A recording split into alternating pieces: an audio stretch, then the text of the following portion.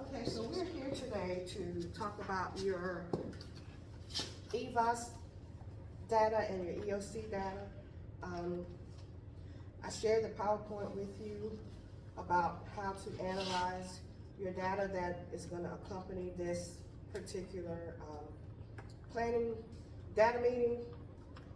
So the first thing I want to do is I want to congratulate both of you for success in implementing your teaching for Math 3.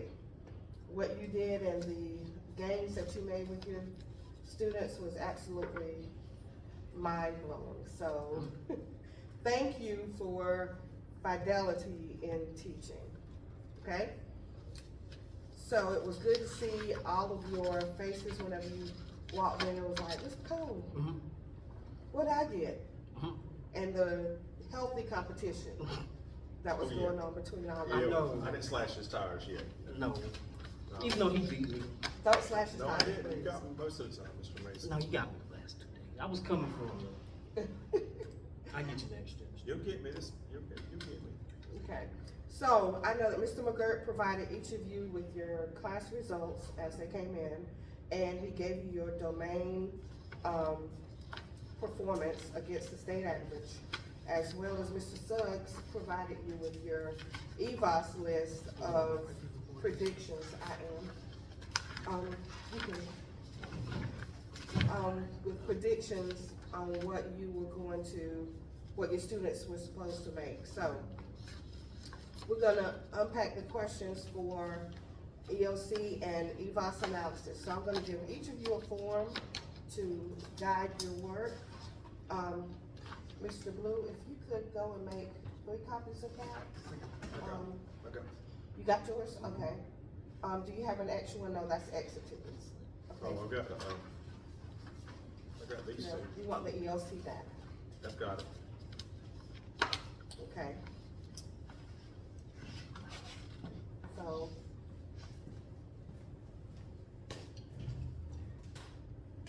So we're gonna look over this EOC data sheet right quick, and I'm just going to read the questions off for you so that you can get a working knowledge of what you need to be looking for with your data. So we wanna know what is the proficiency percentage for each of your classes. Your first, your second, your third, and then your overall percentage proficiency. We want you to look at your domain data, so find that sheet and find out, and it's geared toward each of you individually. What worked, what didn't work. Now with the domain data, if there is a negative, we want to be a small negative, but that means that on that particular domain, your students did not outperform the state. And if it is positive, then that means that your students did outperform the state. Now, we want that positive number to be way up there because we know that our students can achieve their different, they can achieve what we're putting in front of them to achieve. So we're gonna look at the domain data for that. Look at which domain do you need to improve on. And let's speculate. Why is that domain lower than the others? Okay, we wanna look at how many students were close to proficiency, and that means like 1 or 2 points away from proficiency. And what, if anything, we can do next time in order to get those students over the hump. Now, we know we won't have the same students, but the same caliber of students. What can we do to push them over that hump? And I say, if anything, because some students you know that they didn't give you their all, and you may be able to push them some more, but some students, they just work their heart out, and they've done all that they can do, okay? So you may just want to continue to encourage those students. So you're gonna look at your EVOS data as well, and you're going to look at how many of your students grew in your class, okay? So you're gonna do that for first, second, and third. And then we're gonna calculate what was the growth, the actual number, what actually was the growth per class. Thank you. First, second, third, and then overall. Okay? So that is what we're gonna look at whenever we are analyzing this data. So I'm gonna give you about 10 minutes from this, because you already have your information.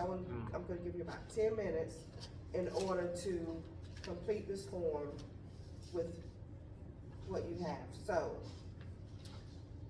we're gonna do that. I'm gonna pause the recording and then we'll come back.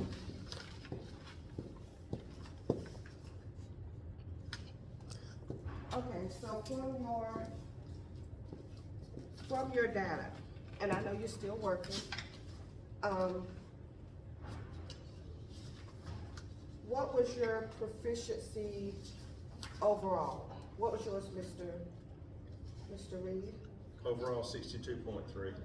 Awesome, Actually, Mr. Reed. a little bit better than that, I believe, but And what was it last year? probably between 24 and 33. That is awesome. Okay, what about you, Overall, overall? like 62, close to 62. So you almost caught up with Mr. Reed, right? Y'all are right there. And what was yours last year? Like 12% maybe, Yeah. something like that. So look at that growth. And Mr. Blue, 10%. what about you? What was your overall? 80.1. Oh my God, Remember, baby. that's the honors class. So. That is awesome. 80.1% proficient. And what was your, last year? I think it was 40 something.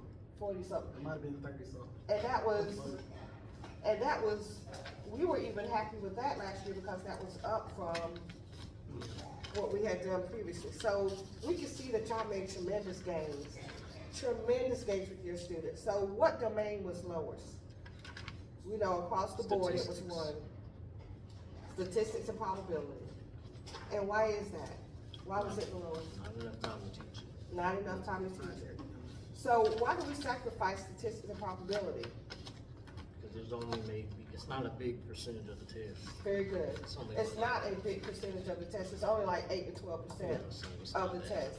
So if they got the other three down pat, and we have them proficient in those three, then they should be proficient overall by the state standards, correct?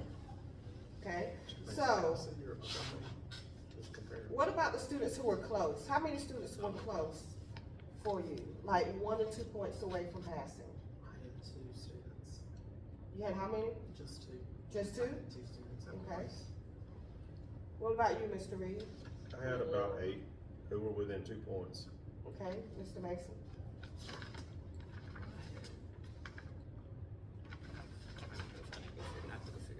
I forgot to look at that. Okay. Well, if they are close, do you think that they gave us all that they could? Or is there something else we can do in order to get them over that hump? That would be what, maybe 2 questions. Mm-hmm. I know there's something we can do. So let's pin that. That'll be another meeting at another time. What can we do to get those students over the hump? How can we identify them before they take the EOC? So they're not one of these things that we're like, if they only would've, you know, cause sometimes we feel like, oh my God, what could I have done? Even though we got 80% passing, Right. rock stars, we still wanna know what it is that we can do to help all of the students become proficiency. So looking at your EVOS data, and I know Mr. Blue, you don't have yours. Do you have yours yet? For Mr. Suggs? I don't know if you do or not, but, yes. Yep. So how many of your students grew? All of mine grew except 2. All of yours grew except 2 out of how many? Maybe about 52. Out of 52, only 2 Only 2 did not grow. did not grow. You have 52 students in the class? No, we were asking like per class. Oh, per class. Yes, Oh, out of 22, 2 of them didn't grow. okay. And out of the other class, everybody grew. So it's like 89% grew out of one of your classes, and would it be 89%? And 100 grew out of your other class? You're awesome at that now. 20 out of 22 would be 91. Okay, 91, I was too off. You're awesome.